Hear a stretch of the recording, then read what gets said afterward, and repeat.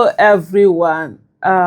This story is one of the most heartbreaking stories in Nigeria, and it just shows how unjust Nigeria can be.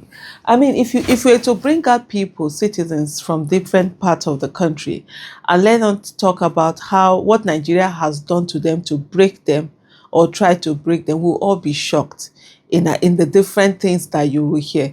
And that's why sometimes when you even see people who take up arms against the state, which now they take it against innocent people, they then turn to oppressors, is that they also have stories that they will tell you of what Nigeria has done to them. Sunday Jackson is one of those people sentenced to death for defending himself. So let me give you a little bit of background to Sunday Jackson's story. This man was on his farm, and then terrorists came and attacked him, and they tried to kill him. And he was able on his own to overpower and kill one of them. He was then sentenced, he was then prosecuted and sentenced to death. For years, people have, in short, for a very long time, nobody even knew about his case. It's because of the many things that happened across Nigeria. And then all of a sudden, it became something that was brought to the attention of, Nigerians, and they started speaking against it. How can someone then be sentenced to death? And the process followed the courts, right from the lower court to appeal court, all the way to Supreme Court. And the Supreme Court, where everybody thought that, at least justice will be served, they will say, okay, this guy was self-defending himself. They said that what he did was, the self-defense was beyond, I'm trying to save my life. Somebody tried to kill me. Do you think I'm going to be saying, oh, please don't kill me? Is that what I'm going to be saying? I'm going to be using everything to take him out the way he wants to take me out. But the Supreme Court affirmed it, and he was sentenced to death. He has been incarcerated for 11 years. And now the good news. Sunday Jackson has been freed after 11 years on death row for self-defense against Fulani terrorists on his farmland. Parade Fact is reporting.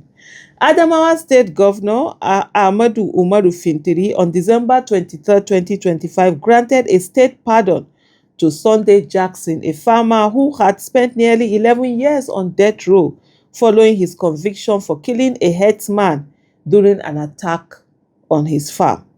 The clemency was part of the governor's Christmas and New Year mercy exercise. Just to say, as much as Sunday Jackson, has gotten his freedom, which is a good thing, at least no matter what, he has his freedom, right?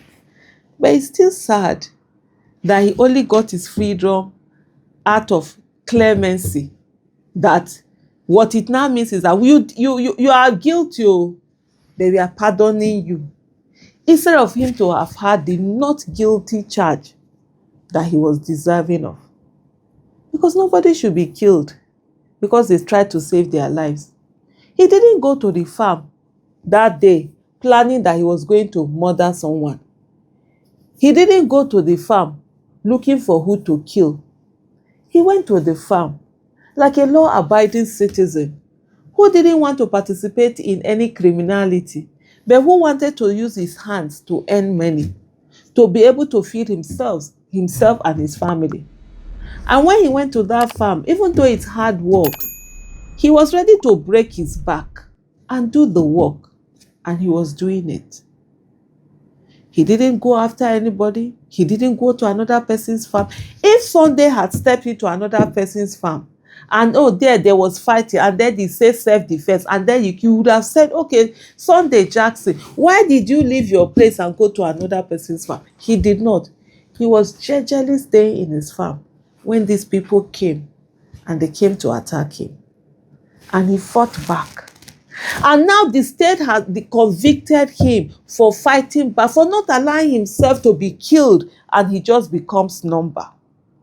He said, no, I will not be killed. I will fight back. And that is what he's being punished for.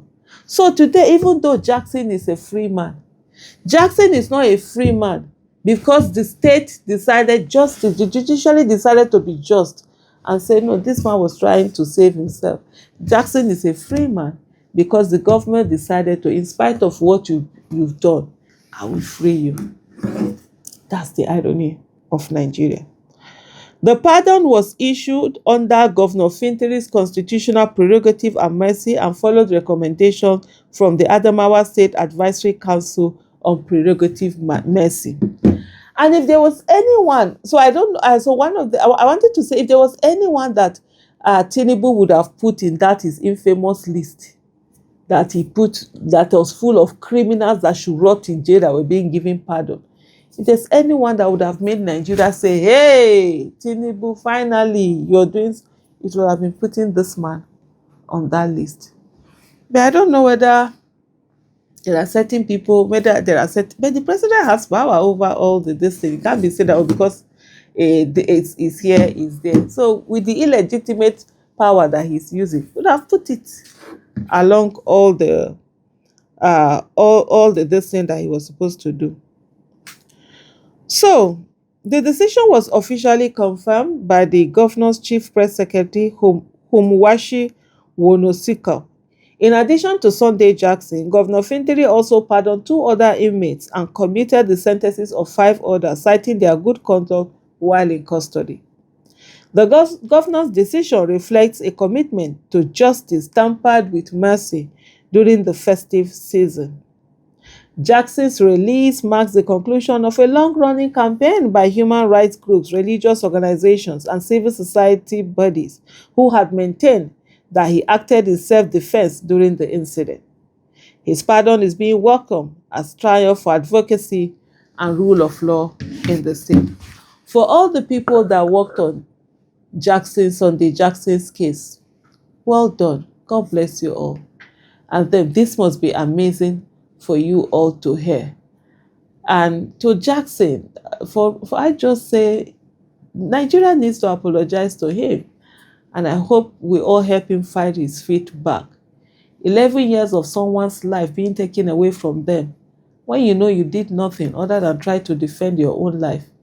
Self-defense is recognized in the law, and it should not be taken away under any circumstances. The people who try to kill should be the ones being punished, not the people who refuse to be killed. But in Nigeria, sometimes you refusing to be killed is now seen as a crime. And that's what we saw in the case of Sunday Jackson. But let's all remember, we all have voices and we all can use them. And we must always know that injustice to one is injustice to all. And whenever anybody is not treated justly, we all should be outraged and speak up. Thank you so much, and I'll say well done to Governor Fintiri.